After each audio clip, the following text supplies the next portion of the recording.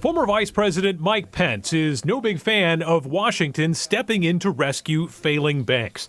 As a congressman in 2008, he voted against bailouts and the Troubled Asset Relief Program. I honestly think if you decide that there are certain institutions that are too big to fail, then the unspoken part is that there's some institutions that are too small to care about.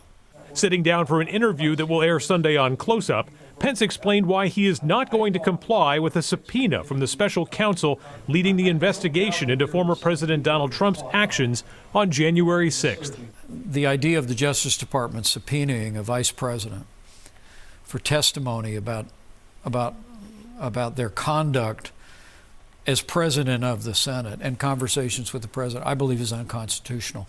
And it's unprecedented. It's never happened before in American history. And yet January 6th is unprecedented. I mean, don't you think that if history is going to judge, that it should have the full account and the full measure in the courts?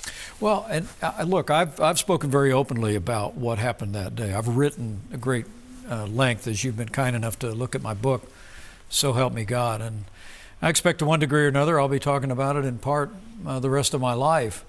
But I really do believe that it's essential that we stand on the Constitution as written. While he's not dropping any hints if or when he might launch a presidential campaign, Pence is confident most voters want to try to patch up the country's divisions rather than make them worse. I think the American people want us to return to the civility that characterized our politics not so long ago. Adam Sexton, WMUR News 9.